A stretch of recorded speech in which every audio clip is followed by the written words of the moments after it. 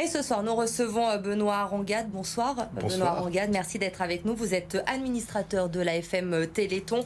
33e édition ce week-end pour le Téléthon. Appel aux dons pour financer des projets de recherche sur les maladies génétiques. Il va y avoir, on l'imagine, encore énormément de manifestations dans la région Rhône-Alpes pour ce week-end. Dans toute la France, il y a des manifestations. Il y a environ 250 000 bénévoles sur le terrain qui sont engagés. 16 000 manifestations partout en France. Et autour de Lyon en particulier, environ un peu plus d'une centaine de manifestations juste dans la région lyonnaise, avec en particulier, je serai ce soir plus tard à Caluire pour des défis sportifs divers et variés et le déroulé d'un grand oriflamme. Demain, vous avez également des manifestations sportives du côté de Mornan. Qu'est-ce que je pourrais citer encore ? Il y en a plein. Il y en a également 1600 à Genasse, vous avez un tournoi de bridge également. Qu'est-ce que je peux dire encore ? À Condrieu, vous avez une choucroute qui sera organisée. Donc vous en avez pour tous les goûts, du sportif, du culinaire, de l'amusant, de l'extraordinaire, toujours plus haut. Ce sera à vivre un peu partout dans les communes de France. Et il faudra y aller, évidemment. 1600 animations sur la région, 230 bénévoles de mobiliser. Le Téléthon, c'est toujours un événement en fin d'année attendu. L'an dernier, il y avait eu près de 86 millions de dons récoltés tout au long de l'année. C'était un peu moins que l'année précédente. Le Téléthon qui avait été impacté, on s'en souvient, notamment par le mouvement des Gilets jaunes l'an dernier. Cette année, la France, encore, qui est en plein conflit social avec la grève. Vous craignez que la mobilisation soit moins forte cette année ? Pas particulièrement. Le Téléthon, c'est une tradition et c'est une affaire de France profonde. Ça se passe dans les villes, mais ça se passe aussi beaucoup dans les villages. Les plus grosses collectes sont issues de petits villages dont vous ne connaissez probablement pas le nom. Et c'est... je vous ai dit, c'est 250 000 bénévoles, c'est énormément de personnes qui sont impliquées sur le terrain et qui visitent et qui viennent d'une année sur l'autre, toujours aux mêmes manifestations. Donc il y a quelque chose de très profond, de très traditionnel et qui a à voir avec le lien social dans nos villages. Donc j'ai un très bon pressentiment.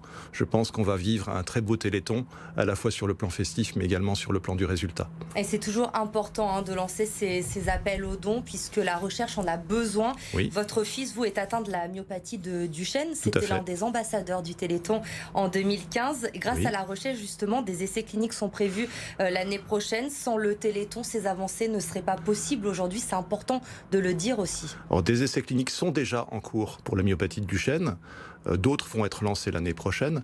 Ils ne concernent pas mon fils particulièrement, mais il bénéficie déjà de beaucoup d'avancées qui ont pu être faites dans les années précédentes et qui permettent aujourd'hui à de jeunes myopathes d'avoir une espérance de vie de l'ordre de 15 années de plus que les enfants des fondateurs de l'AFM. Il y a déjà sur le marché 8 thérapies géniques innovantes, dont 4 sont issues de nos laboratoires. Quand je dis sur le marché, c'est aux États-Unis et ou en Europe. On parle du monde entier.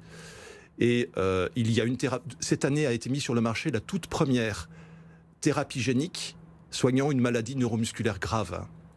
Il s'agit de la myotrophie spinale infantile, SMA1, qui est une maladie extrêmement grave, qui tue les enfants avant 2 ans dans 95% des cas. Et aujourd'hui, on sait la soigner. Il y a une autorisation de mise sur le marché aux États-Unis et des essais cliniques en cours en Europe. C'est historique. Et tout cela, c'est grâce au Téléthon. Comment justement la recherche a pu évoluer depuis 1987 grâce au Téléthon ? Alors, 7 minutes pour faire un historique de l'aventure de la thérapie génique, c'est très rapide. On peut parler d'ores et déjà vers la fin des années 90 des premières cartes du génome humain qui ont été découvertes grâce au Téléthon et grâce à la générosité publique. Progressivement, un certain nombre de gènes ont pu être identifiés grâce à ces cartographies. Les premières thérapies géniques au début des années 2000 avec les bébés bulles dont vous vous souvenez ont permis de valider le principe que la thérapie génique pouvait donner quelque chose, et un certain nombre de preuves de concept ont pu être faites sur des maladies de l'œil, des maladies de la peau, des maladies du système immunitaire, pour arriver finalement à des thérapies qui sont en cours de mise en place, notamment pour la myotrophie spinale, la myopathie myotubulaire, la myopathie de Duchenne et d'autres encore. On est en train de toucher au but.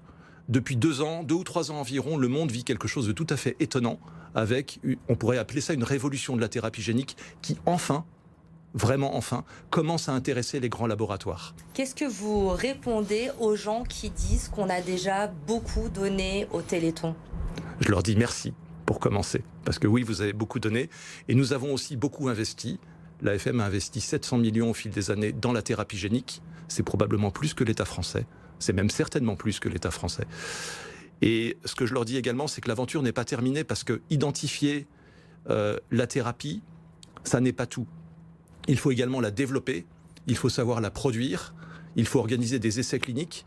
Et aujourd'hui, il nous manque encore en France le capital risque nécessaire, le soutien nécessaire pour aller jusqu'au bout. Aujourd'hui, l'AFM a un certain nombre de pistes de recherche, d'essais cliniques en cours ou candidats essais cliniques, pour lesquels nous nous associons assez largement avec des laboratoires américains parce qu'eux prennent le risque de ce développement. Donc je leur dis, c'est maintenant que c'est important de continuer à donner parce que maintenant, paradoxalement, alors même qu'on commence à trouver les choses, ça coûte plus cher. Et puis je vous ai dit tout à l'heure, il y avait 8 thérapies géniques sur le marché pour des maladies rares.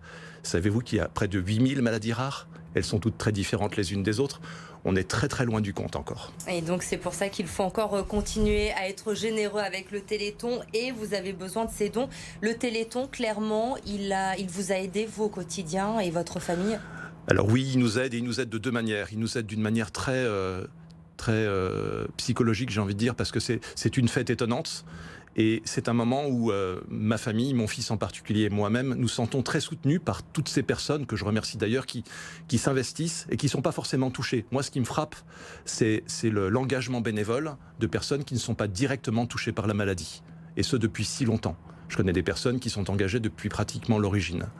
Et ça nous aide également sur le plan de l'espoir, parce que grâce au Téléthon, c'est l'occasion de faire le point sur la recherche, c'est l'occasion de voir effectivement ce qui se passe, et ça nous... Comment dire, on apprend à vivre avec la maladie, mais avoir l'espoir que d'autres qui auront cette maladie plus tard pourront être guéris, c'est quelque chose de très précieux. Merci beaucoup Benoît Rangad d'avoir été avec nous ce soir pour parler de cette 33e édition du Téléthon. On le rappelle, le 36-37 tout au long du week-end et tout au long de l'année. N'hésitez pas évidemment à composer ce numéro ou à vous rendre directement sur le site du Téléthon. Merci beaucoup Benoît Rangad. C'était l'invité de Bonsoir.